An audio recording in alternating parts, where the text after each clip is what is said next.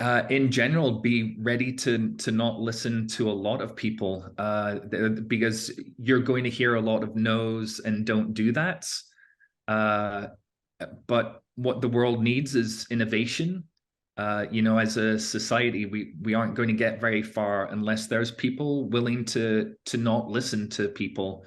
If you listen to people, you aren't going to end up, we just wouldn't have any innovation. If people only did the easy things, we wouldn't have any innovation. So yeah, I'd encourage people to go for it. You can try and fail quickly, that'll help. But just do it.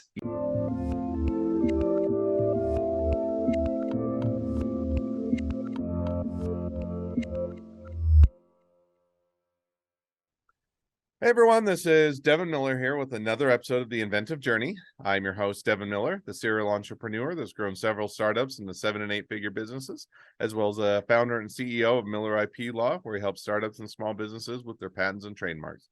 You ever need help with yours, just go to strategymeeting.com, grab some time with us to chat, and we're always here to help.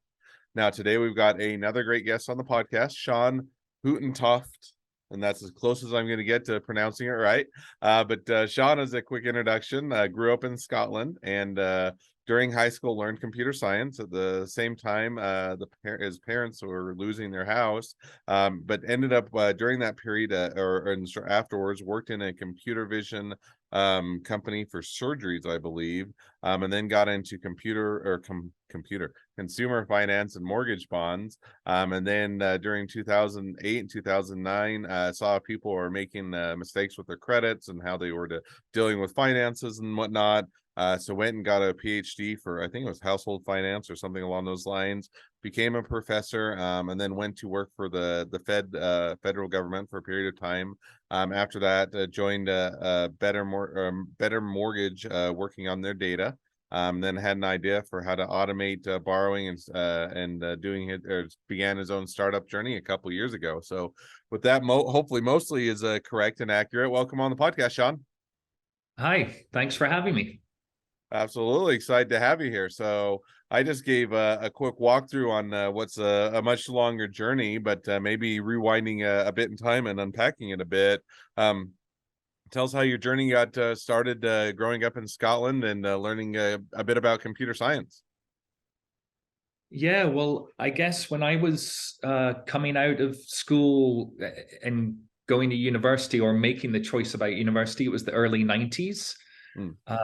So the first users of email, were still only at universities back then. The World Wide Web was just starting to get popular.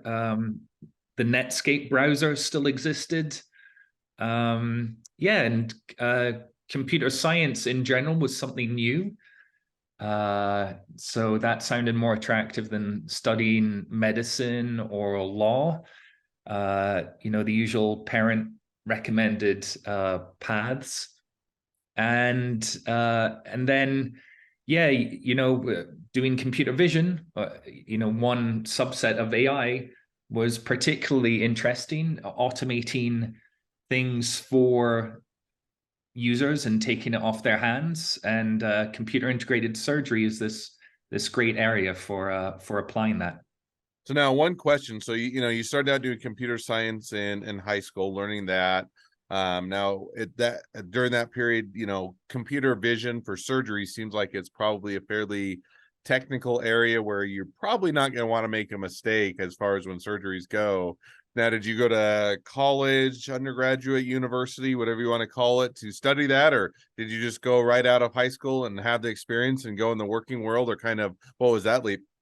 Yeah, back then, computer vision was it was largely theoretical. There weren't too many applied areas.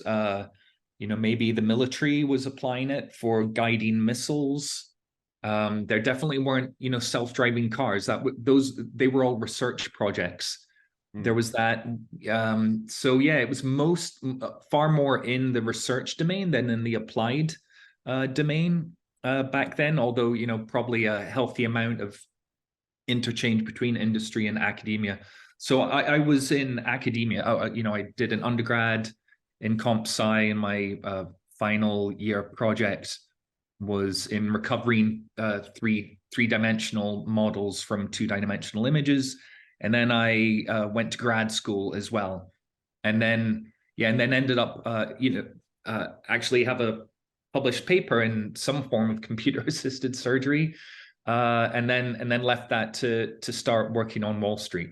So now, and that was going to be where I was going to ask. And so you were and how long were you in the kind of computer vision surgeries arena for? How long did you work in that field? Yeah, well, I mean, it was the end of my undergrad, and then I spent a year or two in research institutes, 1 year in Germany, a year at the University of Cambridge, and then I came across to the US to Johns Hopkins, where I started the PhD.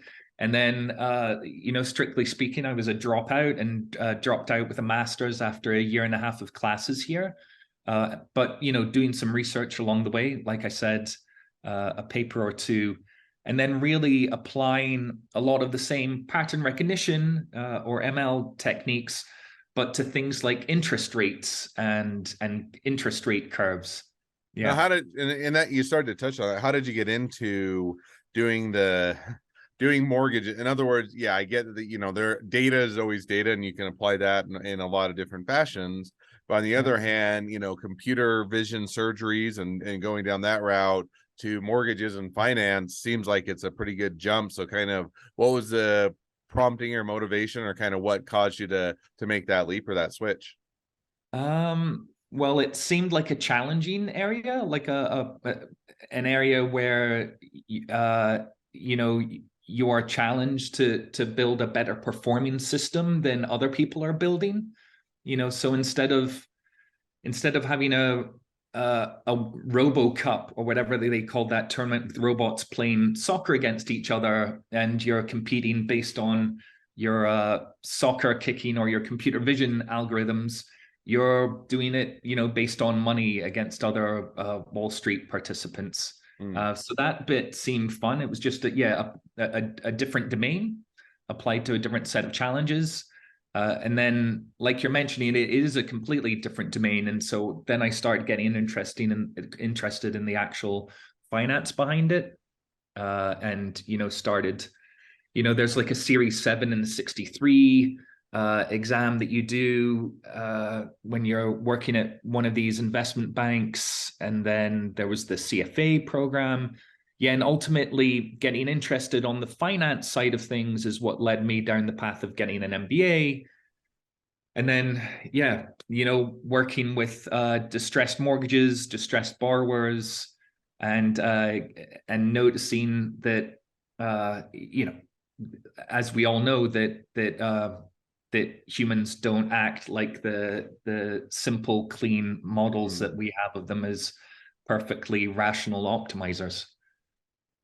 No, it's a little bit harder to accurately model human behavior. It's not always a straight line. So you got into finance, and I said you were starting to touch on that 2008, 2009. You have the housing market largely has crashed by that point, and people are struggling, making mistakes, having issues. And so I think when we talked a little bit before, you went back and got the PhD in kind of with regards to household finance, and even was a professor for a bit of time. So, what made you decide to go back to get the PhD route as opposed to continuing to work on the industry or help people or, assist them with their mistakes, or kind of what led you down that path? Yeah. The main thing was an interest in policy and helping make better policy. And the policymakers I saw on TV, like Timothy Geithner and Hank Paulson, back then had this outdated view of human borrowers, and they were worried about things like moral hazard. And if we pursue this modification program, people, will ruthlessly optimize and take advantage and, and default on purpose and stop paying. But what I was seeing in my investments was, that sort of characterization would only apply to a small minority. And the typical person had gotten into debts that they didn't understand, and that finance and borrowing is complicated, and they didn't necessarily understand what they had been getting themselves into. And what's worse, quite often when faced with a crisis event at their household level, weren't weren't dealing with it in the best way possible. Maybe they were overly optimistic about their chances of getting a job in the next 6 months. And if anything, I saw borrowers overpaying their creditors, and struggling too hard to repay debts and make good on their promises, unlike, the highly sophisticated, higher income borrowers who might, have a better understanding of the contracts that they got into and what they are and aren't personally liable for. So yeah, an interest in helping make the world a better place. I might be the only person who left my hedge fund to do a PhD. So now, so you leave the hedge fund, you go or hedge fund, you go do the or hedge fund, if I can pronounce it right. Go do the PhD. You come out of there, and I think you did professorship for a little bit of time, and then worked for the Fed. Is that right? Yeah. So I was full-time at the New York Fed, basically as a researcher in household credit and financial intermediation, wrapping up some papers for my PhD, and then a mortgage professor on the side at NYU Stern. So yeah, I got to teach a couple classes, which was a bunch of fun.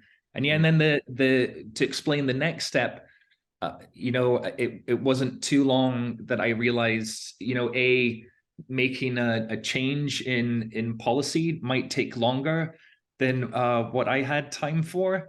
And so yeah, I got interested in making quicker impacts on the world than writing research papers. And also, I wasn't the world's best academic either. That's quite often academic research is a different taste, like it's a different thing than whether you can help people in the real world or not. So that what had motivated me precisely to pursue research wasn't necessarily, it didn't line up perfectly with getting papers published and doing well in that game.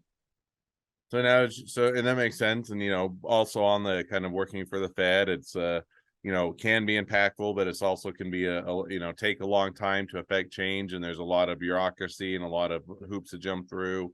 And so you're saying, okay, you did the professorship for a period of time, as well as working with the Fed.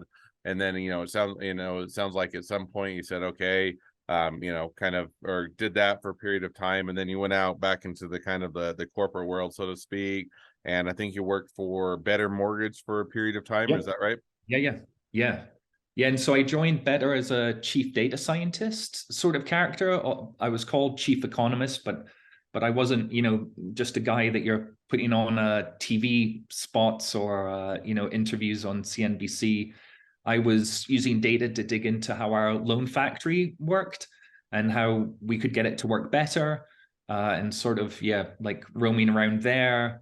Turned out that an area where I could help out a lot in the short term was helping our D2C growth through advertising and pricing of loans. So I started, ran our first pricing experiments, started using data to manage our ad spend more intelligently. And so I'd have a huge bunch of advice anytime there's listeners out there who are, in academia thinking of going into the real world, or a chief data scientist, or data scientists looking to get more into the working end of business, about useful ways to transition. So it was basically looking around for problems to help solve and help the business run better by using data. That makes perfect sense. So you go and work with Better Mortgage. You kind of have an ability to utilize, a lot of your skills, as well as to help other people, and kind of sounds like it's a good position. Now, if I recall, a couple of years ago came along and you kind of had an idea maybe on how to automate things or kind of improve things. So what kind of prompted that, and kind of what motivated to jump over and do your own startup, or kind of how did that go?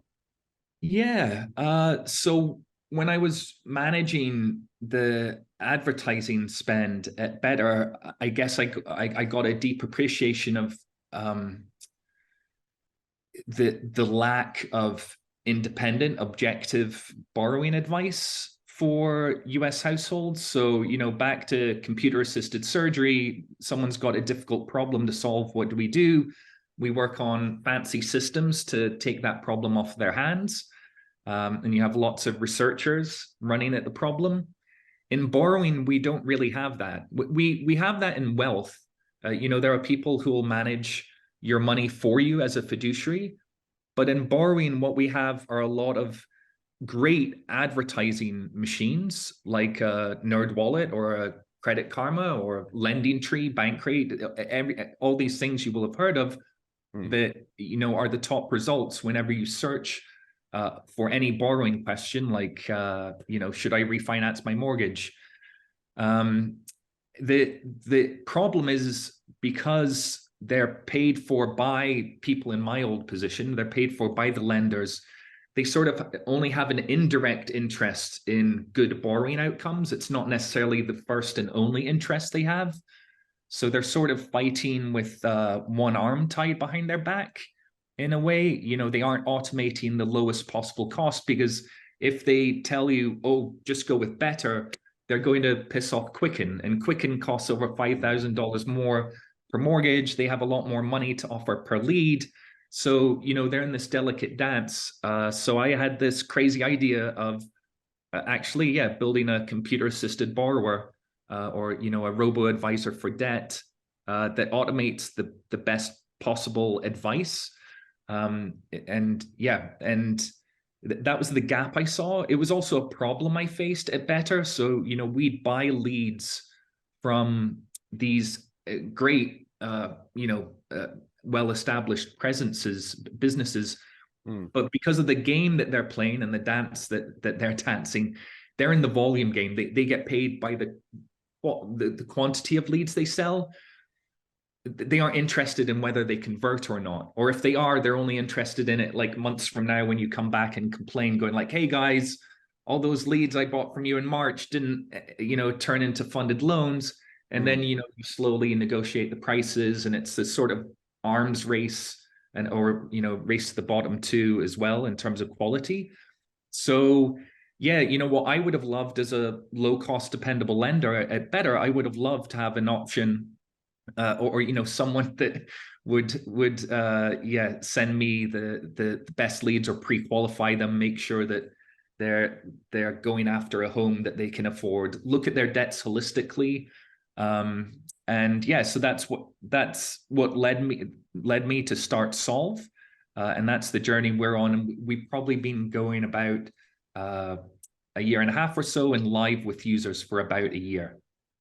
Awesome. So now it sounds like you've been going strong and having a good time. So give us an idea, so you've been at it for about a year. Or things taken off and just like a rocket ship to the top, or is it one where you've had to pivot and adjust, and or is it crash and you're teetering on bankruptcy, or anywhere in between? But give us an idea kind of how it's gone over the past year and how it's been received.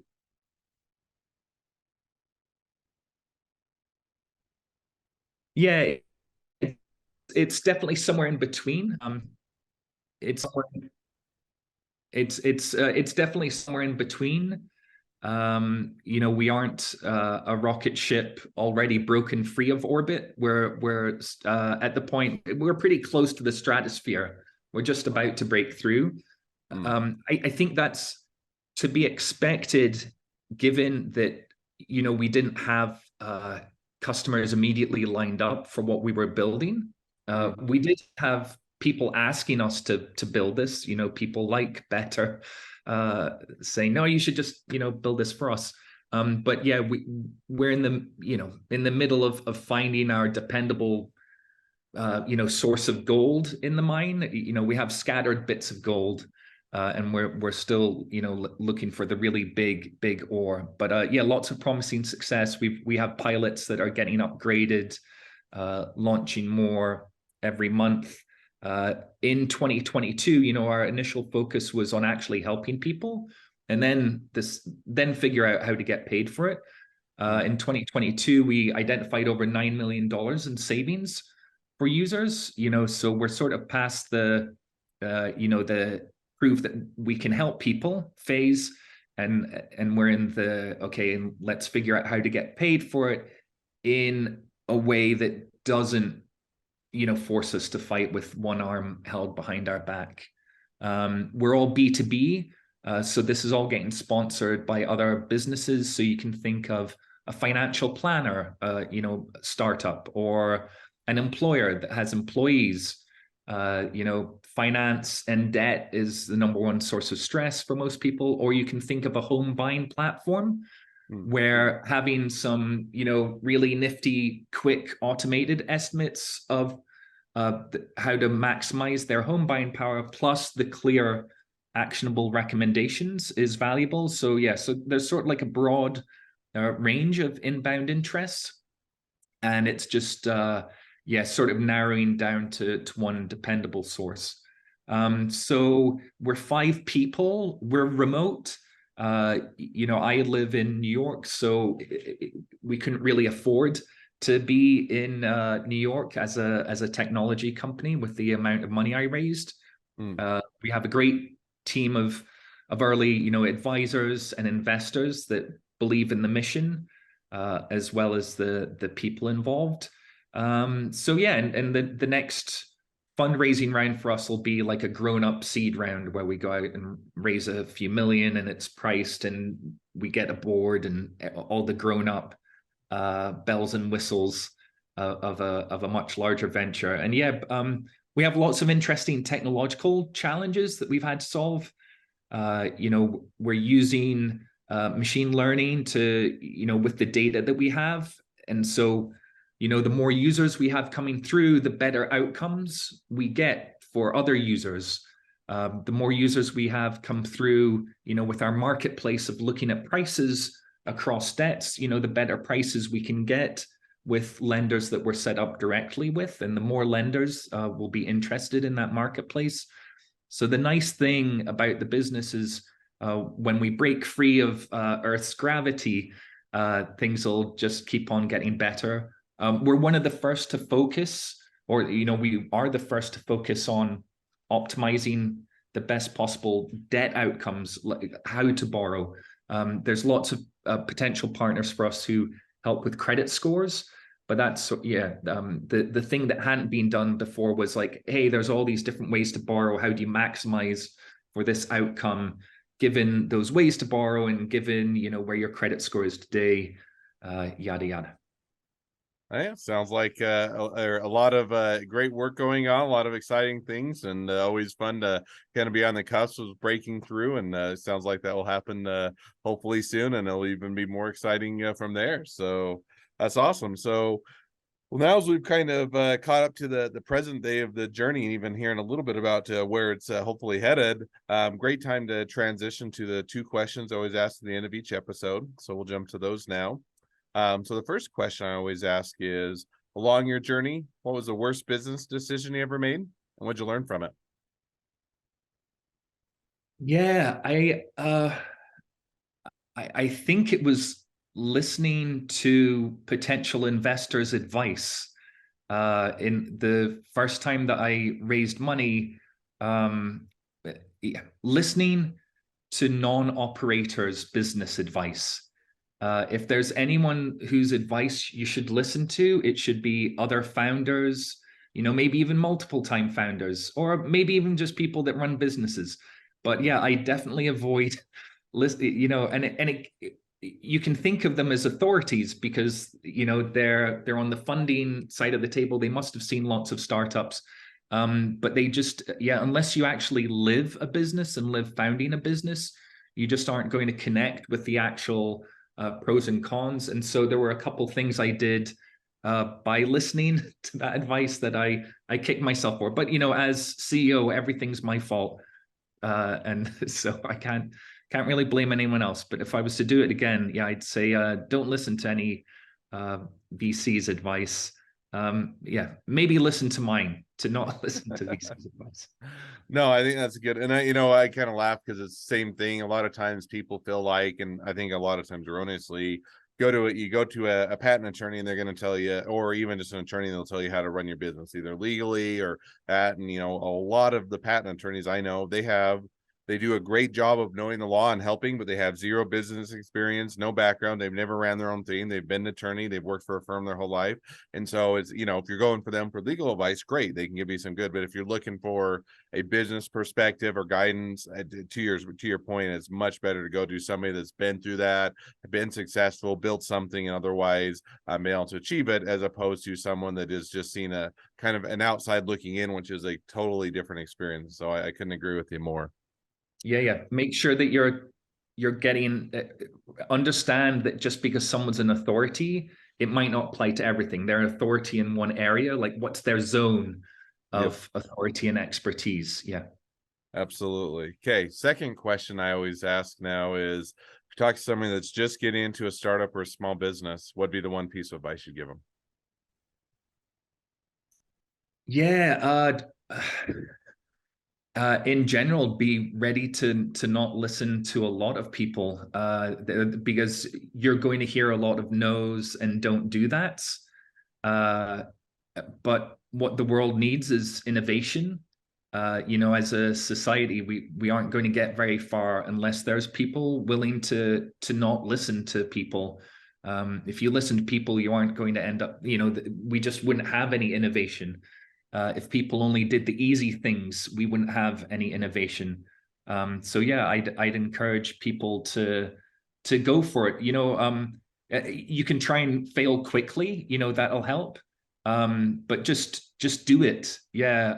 I've had friends ask me who are considering starting things up and asking you'll get questions like when's the right time to make this next step, or to talk to potential investors, and you just don't, you can only find out by taking the leap. So it's, so the optional bit is make sure you have a parachute, but just, take the leap, go for it.